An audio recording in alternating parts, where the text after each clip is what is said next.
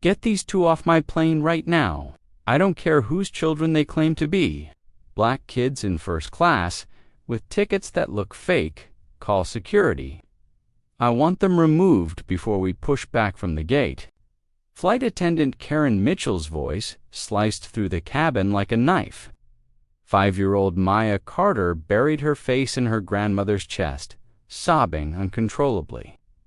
Her twin brother Miles clutched his teddy bear so tight his small knuckles turned white.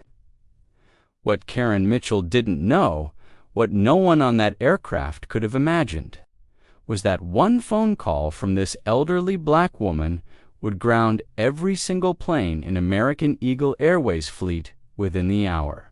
Eleanor Carter had seen a lot in her 68 years on this earth.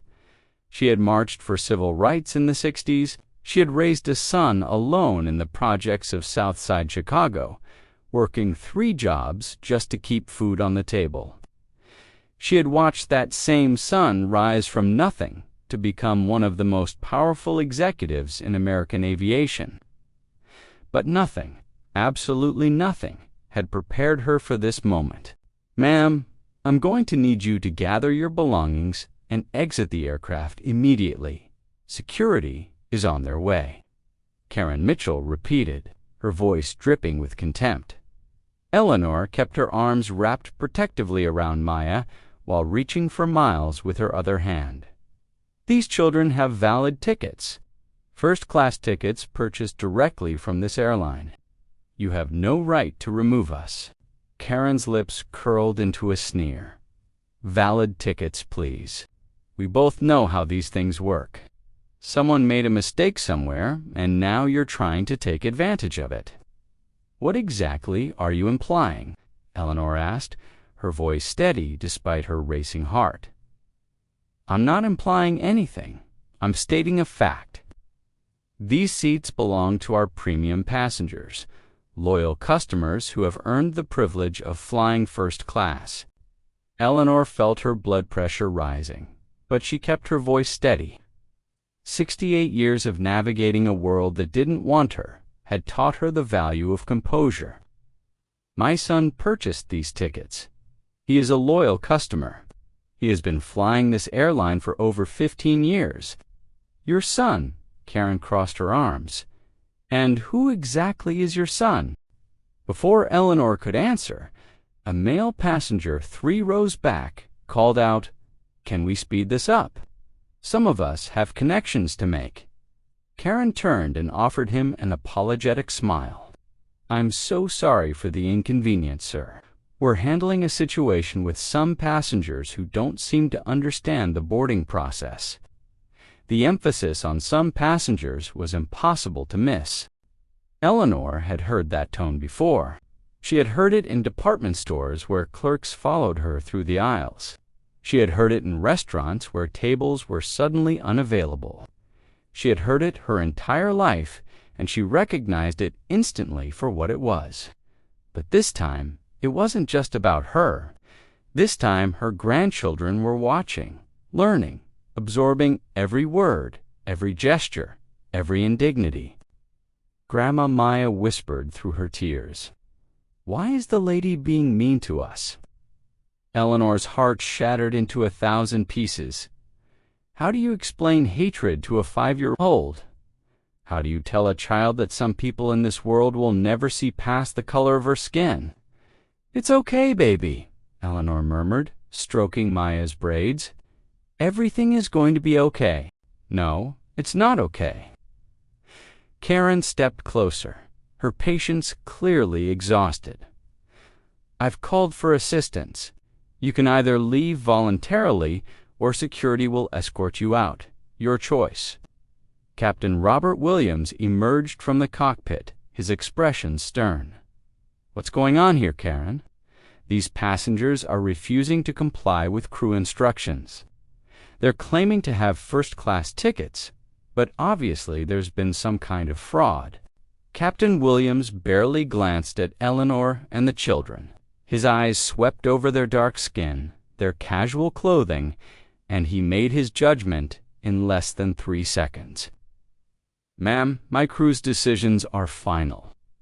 If Karen says there's a problem with your tickets, then there's a problem. I'm going to have to ask you to leave.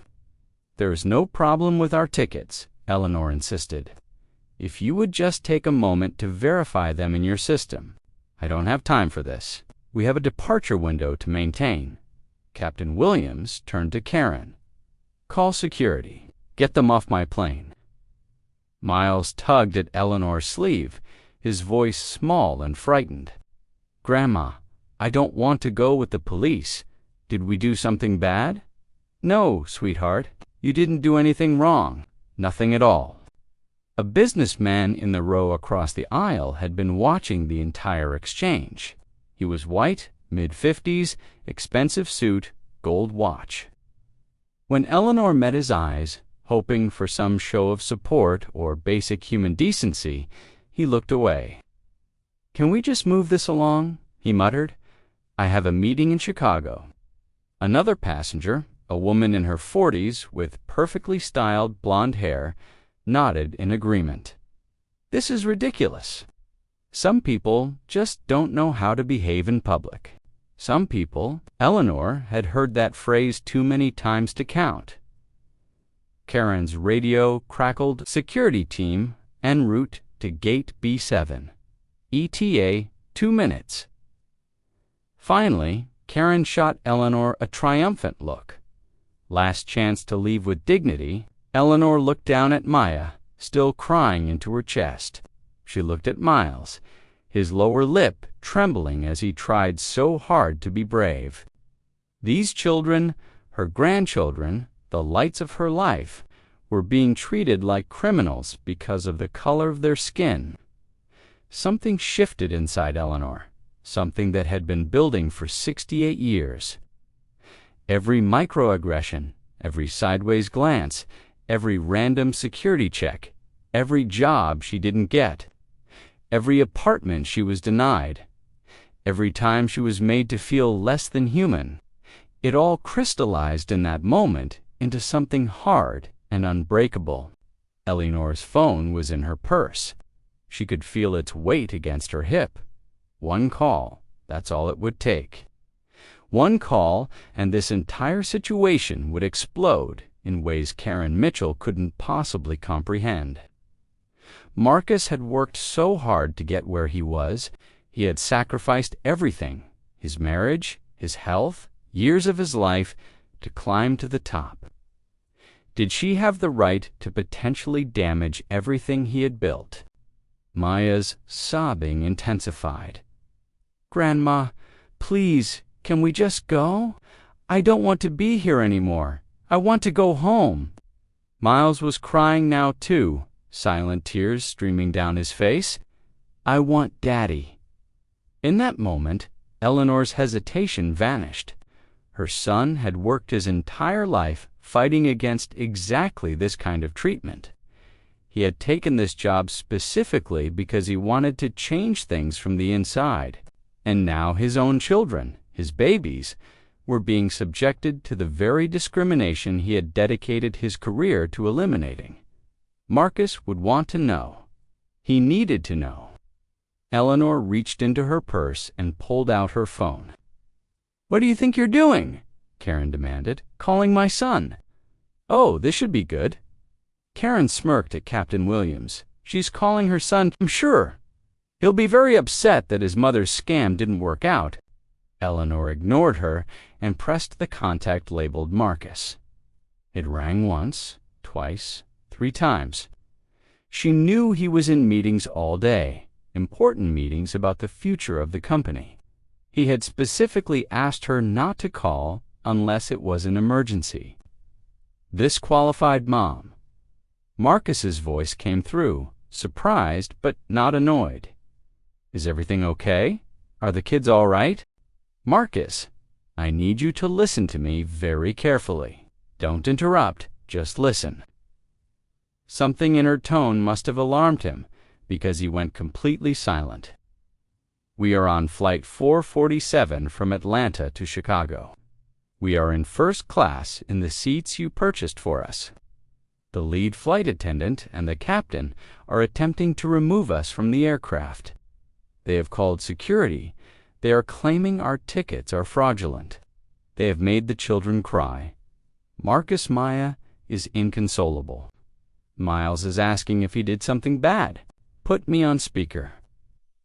Eleanor pressed the button and held up the phone. You're on speaker. Good. Marcus's voice had changed. Gone was the concerned son, the loving father. What remained was something Eleanor had rarely heard, the voice of a man who commanded a $40 billion corporation.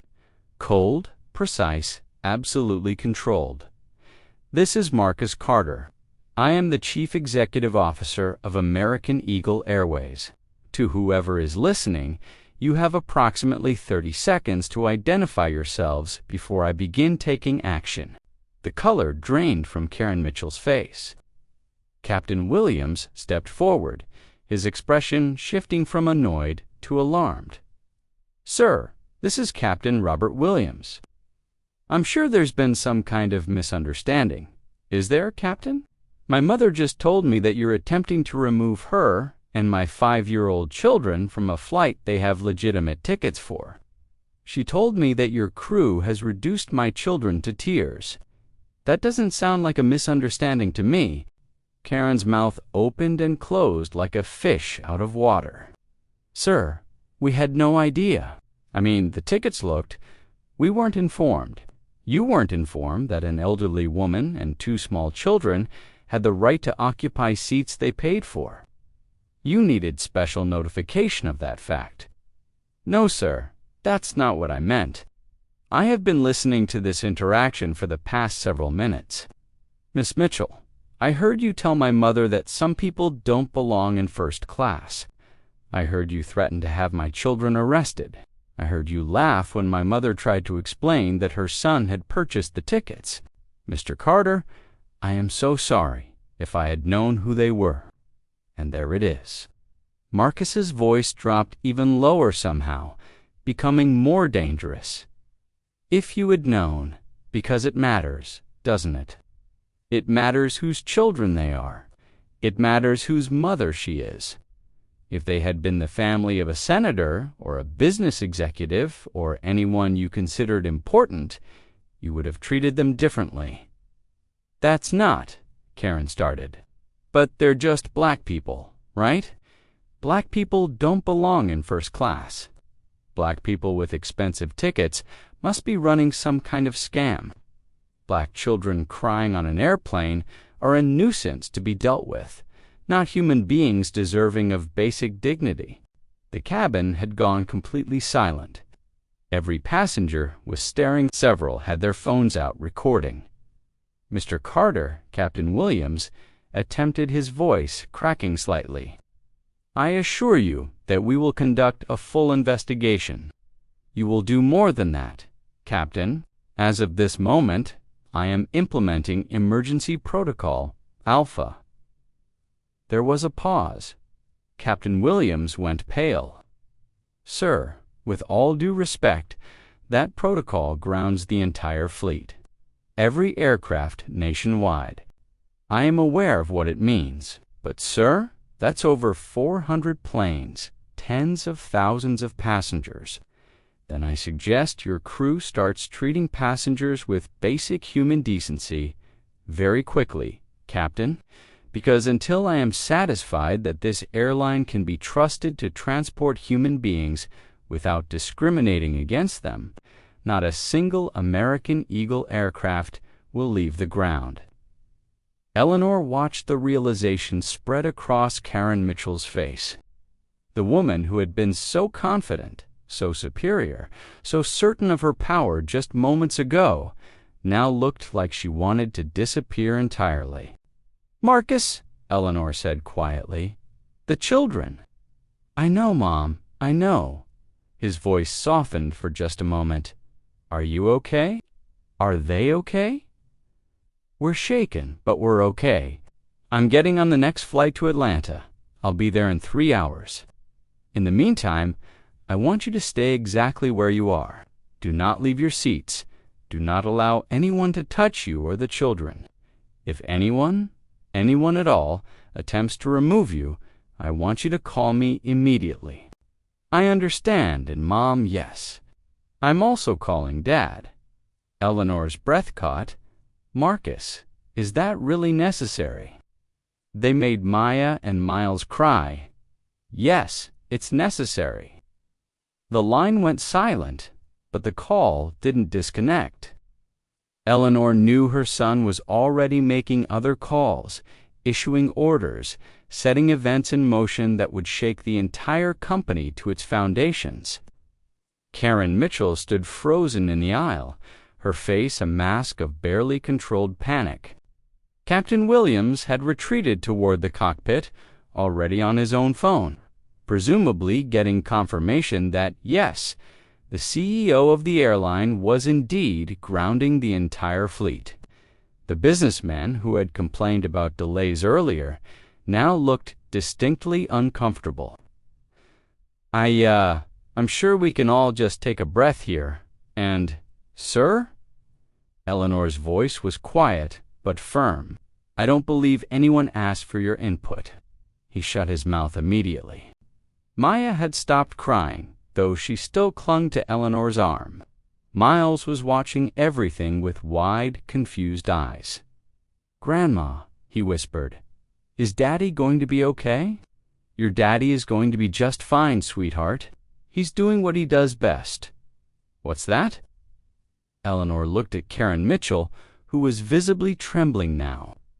She looked at the passengers who had been so eager to see an old black woman and her grandchildren thrown off a plane.